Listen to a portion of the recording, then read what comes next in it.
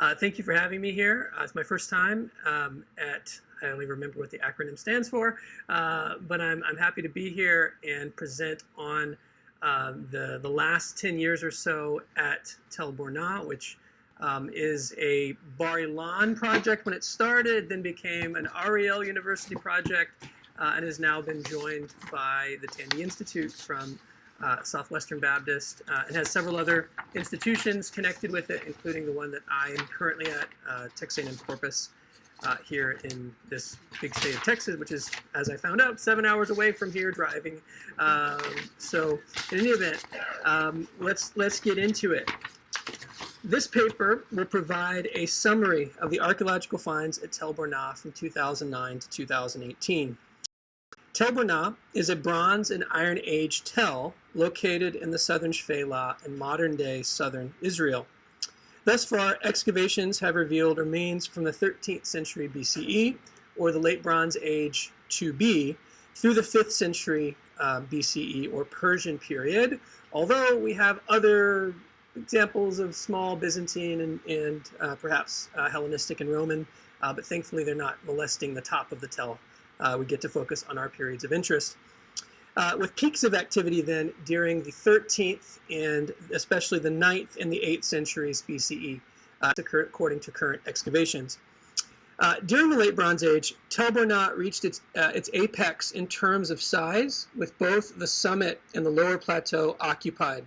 7 seasons of excavation in Area B1, sometimes we refer to it as the lower platform, exposed a large cultic enclosure with numerous items related to ritual activity. During the Iron II, the summit was well fortified by a casemate wall that formed a 70 by 70 meter fortress. This occupation is clearly related to the Kingdom of Judah and appears that Tel Burna was built as a fortress site, as a border site on the fortress site on the border between the largest city in the region, Philistine Gath, which is to the north, and Judahite Lachish, the most important Judahite center, which is, of course, to the south in the Shephelah. This paper will discuss the different phases of occupation during the Iron II across the 9th through early 6th century BCE, as well as discuss the newly discovered late 11th through the early 10th century destruction, which has just become known to us in the last couple of seasons, in addition to the 13th century remains. Since the 80s, Tel Burna has been noticed by American and European explorers, who were given various names by their Arab guides. The first recorded visits to the site by Victor Guerin and Claude Condor describe the architectural remains that are still seen on the surface today. Using the ceramic sequencing established by his nearby excavation at Tel El Hessi, William Matthew Flinders Petrie, and I always like to say his full name, he was the first to explore the site and to offer a coherent suggestion regarding the periodization of occupation at the site.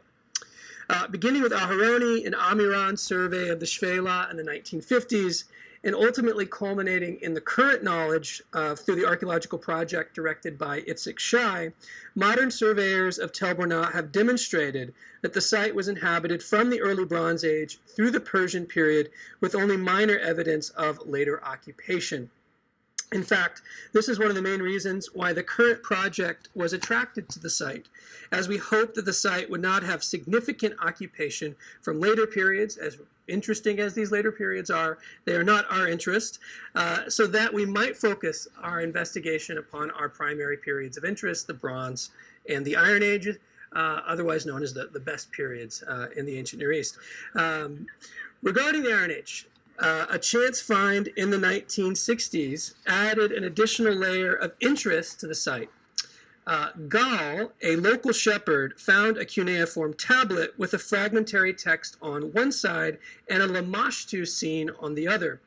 In light of the biblical references to Libnah, which I'll discuss in just a minute, in particular, being connected with the siege of the Neo-Assyrian king Sennacherib and Tel Burna's possible connection with the biblical town of Libnah, some scholars suggested that the Lamashtu plaque was owned by a Neo-Assyrian soldier who simply lost it while campaigning in the Judahite Shvela, which, if that's true, we wonder if, the Lamashtu demon attacked him or something. But in any case, we found this. This was found in the 1960s. Now, on account of the relative prominence of Libna in the biblical text, its identification has been a major point of discussion among historical geographers over the last century. Now, this is not the venue to regurgitate previous discussions and suggestions with such topics and identifications ranging from Tel Irani, Tel Asafi, which clearly cannot be the case anymore because it's Gath, Tel Etun, Horvat Lavnin, which is really an unfortunate Hebrew name of that site, which in Arabic is called Tel Beda, which is probably the biblical site of Aksiv, as well as nearby Tel Zait, and of course our site, Tel Burna. However, the biblical text mentions Libna in context that should be theoretically connected with the following periods. The Late Bronze Age, and again here assuming some level of historicity for the references to Libna in the book of Joshua, the Late Iron IIA, or the 9th century, in connection with a revolt of the city in the days of Jehoram of Judah, the Late Iron IIB, or the 8th century, with possible evidence of an attack by Sennacherib in the year 701 during his famous campaign, which we assumed should have some connection to what's found at nearby Lachish and many other sites. And then finally, and really quite distinctively, the Iron IIC, because in the Iron IIC, or the 7th century, we read in the biblical text that Hamutal, who's kind of our mascot, anytime we find anything, it's Hamutal's house, Hamutal's whatever, that Hamutal, the wife of Josiah, was from the site of Libna, and her father's name was Jeremiah.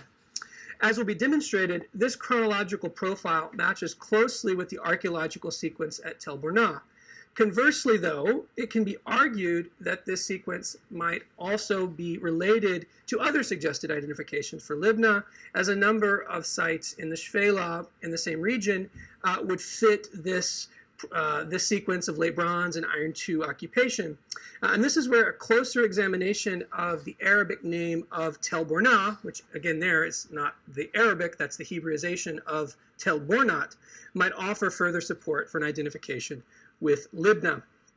The Hebrew name is Tel Burna, but the Arabic name is Tel Bornat, meaning the Tel of the hat, which in Arabic probably is related to the term bornetta, which is probably derived from the Italian berretta, thus being a popular style of hat from the 19th century, which means then that there's no way that the name Bornat can go back to a biblical site or a Canaanite site or anything of that nature. And so what we have then is a late example of an Arabic name. Now, just to add an additional layer here, we estimate that something like 30% of biblical sites or even later sites have the retention in the Arabic toponym even until tonight, or at least until the 19th century. And so if we look, though, at earlier references before the famous one with the Survey of Western Palestine, where we get the best map of Palestine, we see that there are other names of the site, which include Tel Bulnard, Tel Bulnad, Tel Bornab, or Tel Bulnab. Now, in the case of the last two, that comes to us from the Dutch geographer, a guy named Charles van de Velde, who didn't actually visit the site, but his Arab guy said, oh yeah, that Tel over there is called Tel Bornab or Tel Bulnab. And he tells us that. And these variants, and particularly that last one, might represent a corrupted form of the biblical name Libna through a phenomenon known as metathesis, where the consonants would be shifted. This data is particularly relevant when one considers references to a contemporary town known as Libna, or slight variations from the Byzantine period. Eusebius, for instance, says that Lebna was in the neighborhood of Eleutheropolis. We also have a Lebna or Lubna appearing in Mamluk and Ottoman sources, which, by the way, we don't have representation of that on the site, but nearby we have a site with these periods called Khirbet Bornat, which is again connected to these two things. We consider this onomastic evidence alongside the prominent 7th century BCE remains at Tel Burna, which again would be connected with Josiah and such a site like Tel Zait, which has no 7th century remains. We consider these to be the best pieces of evidence in identifying Tel Burna with the biblical city of Libnah. Now onto the project.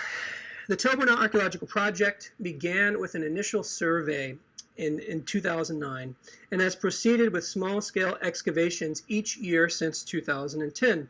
The survey included 2 main methods of sherd collection. First, we used the traditional sherding method of simply collecting surface sherds with an established grid. Second, we employed the shovel test pit method to compare results. In both cases, the surveys revealed a similar picture, with the distribution of sherds providing evidence for the distribution of activity from the early Bronze Age through the Persian period. The surveys also indicate that the summit was heavily occupied during the Iron II, and the western plateau was only occupied during the Late Bronze Age. This distribution is significant for understanding the settlement processes that occurred at Tel Burna. To date, the Late Bronze and the Iron II are the primary periods of activity that have been exposed in excavations, and so we see a nice connection there. In addition to these surveys, a survey of the surrounding caves and agricultural installations was also undertaken in 2011. This survey and the subsequent excavations have revealed installations similar to the one being reused as a wine press in this photo from the early 20th century from Ein Kerem, which is actually an ancient wine press that is being used in early 20th century. We also surveyed the material composition of the Tel using a handheld XRF machine in order to see the material environment around that. That's an ongoing survey. We use this also while we're excavating to check the material composition of the specific layers that we are excavating. The surveys, as well as observations from the ground and air, indicate that Tel Burna is comprised of a natural hill with an artificial Iron Age casemate fortification that rises above the natural hill and shapes the 70 by 70 meter summit. Our investigation has focused on the following 6 areas to date. Area A1, an eastern step trench exposing the Iron II casemate fortifications. Area A2, a large area in the northern part of the summit that has exposed a large Iron IIB building. Area B1, an LB cultic enclosure on a lower plateau located to the west of the Tel summit. Area B2, a western step trench exposing the Iron II casemate fortifications and connecting the LB occupation with the Iron II casemate fortifications, the section that we're connecting the two. In Area C, the agricultural installations to the northeast of the Tel, and last but not least, a new area on the southeastern side of the site, particularly connected with the fortifications that we have called Area G, with hopes of finding the city gate. We'll start with Area B1. Thus far, Tel Burna can be related LB Tel Burna can be almost entirely related to Area B1, which can be dated to the 13th century BCE. In this regard, LB Tel Burna is one of a number of settlements in the Shvela and northern Negev, the vast majority of which were abandoned or destroyed towards the end of the 13th century BCE. Over the last several years, new excavations at Gezer, Gath, Azekah, and Lachish have added considerably to our knowledge of this period in the Shvela. While it appears that Tel Burna was primarily inhabited in the 13th century BCE during the Late Bronze Age, 2 finds indicate that the site was also occupied during the 14th century BCE. First, a plaque seal with motifs common from the reign of Amenhotep III was found in the test pit survey on the western slopes of the Tel summit. Second, a large fragment of a late Helladic III, or that would be late Mycenaean, bowl was found in the looters' debris of a tomb left by antiquity thieves and collected from the looters' dump by the local kibbutz members of Kibbutz Beit Nir. While the plaque may have conceivably served as an heirloom, the late Helladic bowl is a clear sign of occupation at Tel Burna during the 14th century BC. In addition to this, we can add, that our current look at the Cypriot pottery also tells an interesting story, whereas the Canaanite stuff seems to be 13th century, but it's possible that we have a lot of 14th century material in the Cypriot stuff. And so this is ongoing. So it could be 14th and 13th century also. Area B1 is located to the west and below the summit of Tel Burna. The LB dating has been confirmed by 20 excavation squares, 5x5s, that have been excavated in Area B1, in which a single layer of LB occupation was excavated. It is worth noting that throughout Area B1, the archaeological deposit has been exceptionally shallow. This depth is governed by the high bedrock in this area of the Tel, which is often used as a living surface. During the 2017 season, and owing to a particularly dry winter and the early grazing season of the local cattle herd, we were able to trace the lines of very large architecture along the southwestern diagonal stretch of the plateau. The extent of the eastern side of the plateau is unknown, as it appears that during the Iron II, perhaps the Iron IIB, a large stone fill or glacis was built on top of the LB layer, presumably along the entire length of the western side of the Tel, and it may have actually gone all the way around. We don't know for sure. Further excavations in the lower sections of our western stepped stratigraphic trench of Area B2 will hopefully allow us to determine the relationship between the LB layer going actually beneath the Tel and the large-scale earthen and stoneworks that were constructed there, again, presumably during the Iron II. Currently, it seems the debris was laid during the Iron II, perhaps during the Iron IIB. The reason why is because we have Iron IIB sherds all throughout this layer. But we'll have to continue to excavate to be definitive on this point. In addition, we can now offer a possible suggestion to the mystery of the dominant LB finds in Area B2, an area whose terminal occupation must be dated to the Iron II. Our working hypothesis is that the LB debris found on the outside of the Iron II casemate wall was deposited there using material from Area B1. Specifically, we suggest that the LB debris deposited in Area B2 during the Iron II comes from the center of Area B1, where preservation was particularly poor. In other words, we have nice preservation in this area down here, but in the center, it was like, it's the same stuff, but where's the goodies? It's not there. And so we suggest perhaps, because we have such nice LB material up top, that this is where it's coming from. And just as an aside to this, this is really interesting if this is true, because the material next to the Iron Age casemate wall is filled with metallurgic activity, like tons of tuyères and many other aspects that is filled with copper production. And so if we connect this area with that, and we have this cultic material I'll show you in a minute, it would be very interesting to show the connection between metallurgy and cult, which is seen at many other sites. The main architectural feature in Area B1 is a large enclosure known as Building 29305 that now appears to measure around 26 by at least 25 meters, which results in a square area of 500 meters. To date, the western, northern, and eastern sections of the enclosure have been located, but we have been unable to trace the southern wall of the enclosure. Building 29305 was primarily built on bedrock, which served as a surface in various locations throughout the enclosure. In other places, the enclosure had either a stone pavement or a crushed limestone surface over a loose rocky fill. In these cases, depressions in the bedrock were filled in with stones to create a level living surface. The western section of the enclosure remains the most significant part of the building, and it just so happened to be the very first square that we excavated, as the finds here were the best preserved in the entire excavation area, which is again 20 squares, and demonstrated a clear cultic affiliation as made evident by the uncovering of a number of religious affiliated items. These finds include typical locally made cultic vessels such as chalices, goblets, and cups and saucers, and a wide range of cultic and prestige related items that include the following: an in situ 3-cupped votive vessel with different oils in each cup, which is done through a residue analysis. Besides this Cypriot vessel, we found many examples of the typical Cypriot imports related to the Late Bronze Age, which include white slit, base ring, monochrome, and white shaved, as well as others.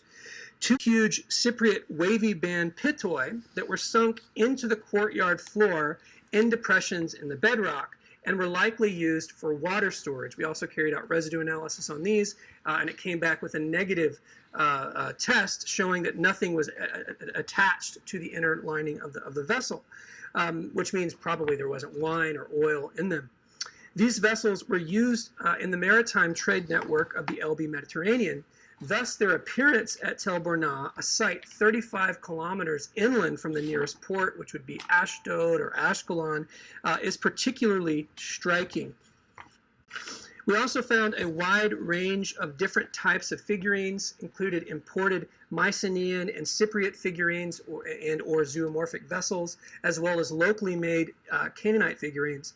A fragment of a Revadim-style plaque figurine, named after the most complete form from Kibbutz Revadim and depicted here, this is from the Israel Museum, is of special significance. We also have 2 human-sized ceramic masks, and again, we're in Dallas, but go Spurs go. They were also found in the courtyard, which clearly point to some type of ceremonial practice in this courtyard. Finally, the presence of a cylinder seal and a scarab in the courtyard in the same context, and being the only 2 such finds in the entire area, speak to the fact that this courtyard was important and had prestige connected with it. Now, directly to the east of this assemblage, we uncovered high quantity of restorable vessels, beside what appears to be perhaps 3, but for sure 1 standing stone, or Hebrew maseva, or plural masevot, which are often associated with ritual activity. The large rectangular central standing stone is made of a soft chalk that was purposely situated on its end, as it was supported by a wall on the east, north, and south, and the exposed bedrock on the west. In the center of the stone, a symmetrical hole was drilled through its width. And to your question, which will come, we have no idea why, and we're willing to accept any suggestions. We don't know, this seems really completely unique to us. Now, moving on to the next area, the survey, as well as the evidence of numerous Iron 1 sherds, including Philistine bichrome, indicate that Tel Burna was settled during the Iron 1.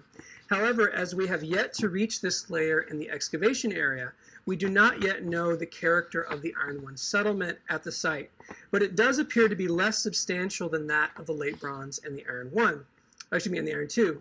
On the other hand, excavations in Area B2 have revealed a destruction layer from the Iron 1/2, or perhaps the transition itself, that is tentatively dated to the 11th or the early 10th centuries BCE.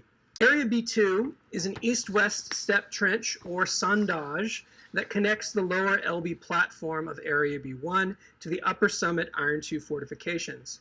As we have discussed above, much of Area B2 is characterized by fill that consists primarily of LB materials, but also mixed with Iron 2 sherds.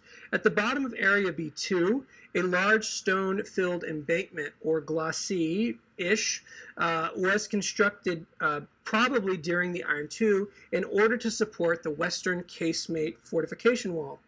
Beneath a large collapse and fill, Aharon Tavger's team exposed a destruction layer that, again, is dated to this Iron 1/2 transition, which has a contemporary date with Khirbet Kiafa and now the new excavations coming out of the nearby site of Khirbet Orai, both excavated by Yossi Garfinkel. While we only excavated this destruction in 2 squares, we have dozens. Besides excavating this destruction, Aharon's team also continued to expose a 10-meter wide long segment of the inner and outer part of the casemate fortification. We have not yet established the date of construction for this fortification wall, but it now seems that the wall was in use at least from as early as the 9th century BCE. It suffered a destruction in the 8th century BCE, probably 701, and was reused in the 7th century BCE, but without the interior casemate fortification. Area 1. was our very first area of excavation. It is connected with the casemate fortifications that are located on the northeastern corner of the Tel summit that are now being excavated, as we saw in Area B2. Several seasons of work revealed a somewhat similar picture to Area B2, but with one major difference. Unlike in Area B2, where there does not appear to be an extramural occupation in the area west of the wall, there is a late Iron IIa/9th century layer located outside of the walls towards the east. While it is too soon to be certain, it is interesting that such an extramural settlement would develop in the eastern part of the site in an area facing Judah, whereas in the west, which faced Philistia, but also the nice Mediterranean breezes, had no such extramural Judahite settlement.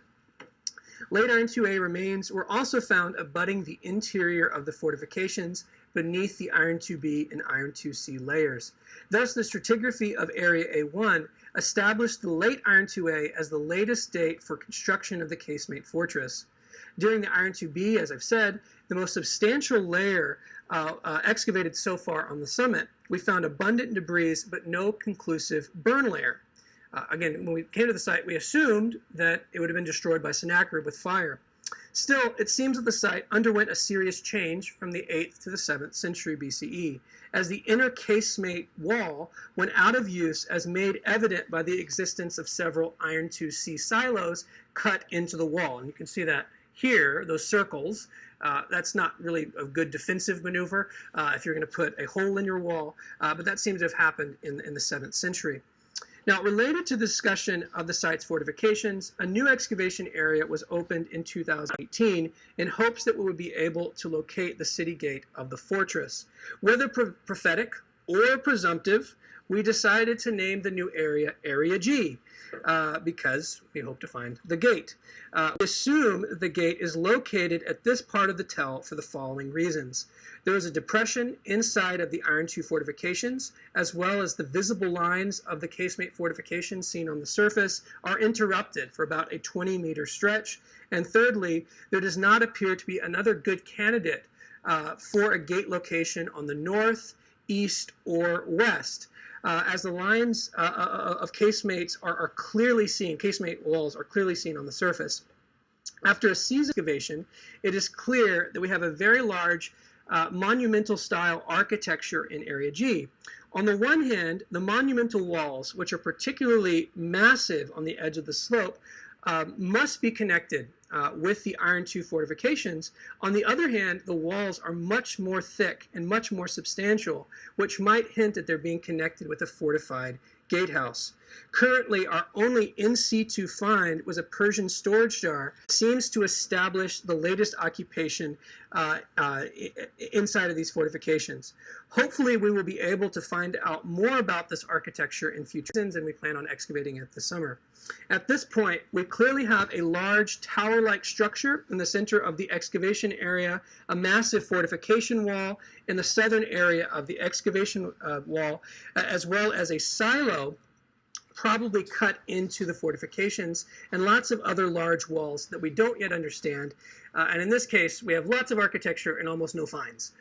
So it makes it a little bit more difficult.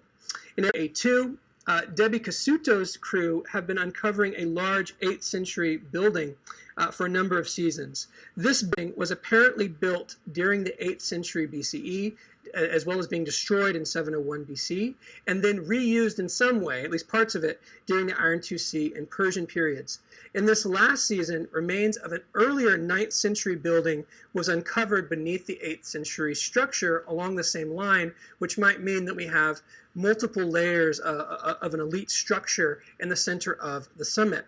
There are also clear signs of later intrusion with a Persian pit and an Iron IIc silo cutting into earlier layers. Related to this, past excavations have clearly demonstrated that the 8th and the 7th century Tel Burna was part of the kingdom of Judah.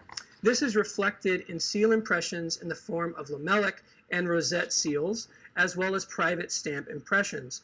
The presence of a number of Judean pillared figurines, or sometimes called JPFs, is also of special mention, as scholars have increasingly connected these items with Judahite identity due to their popularity throughout the kingdom of Judah in the Iron IIb/C.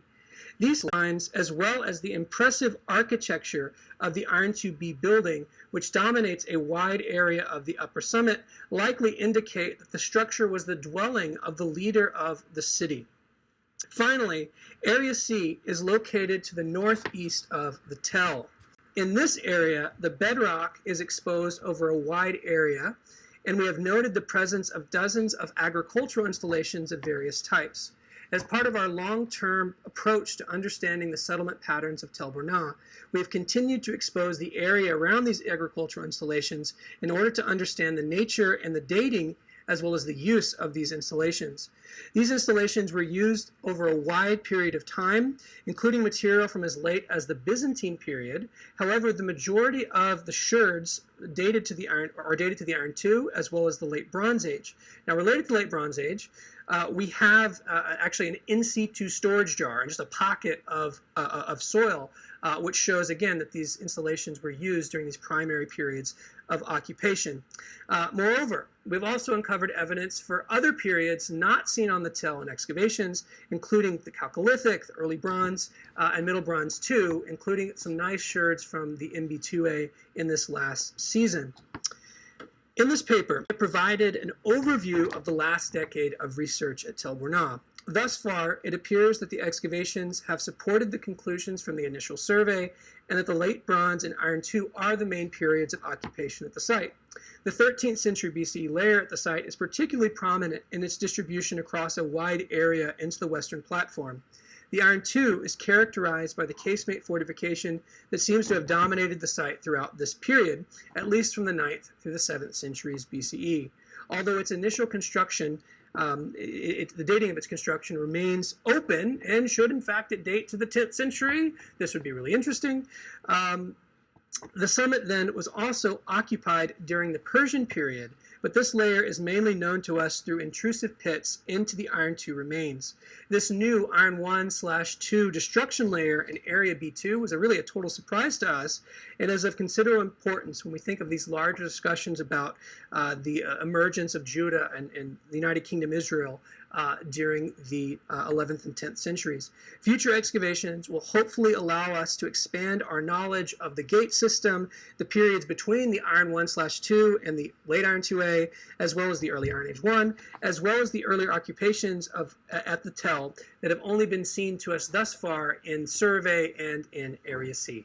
Thank you very much.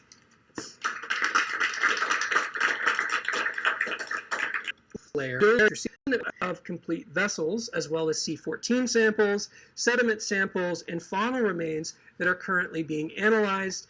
And so given the ongoing discussions, which have been going on for the last almost 25 years, regarding the relationship of early Judah and or United Kingdom Israel in relationship to the 10th century BCE, these finds, as well as further exposure of the strata, will bear special attention going forward.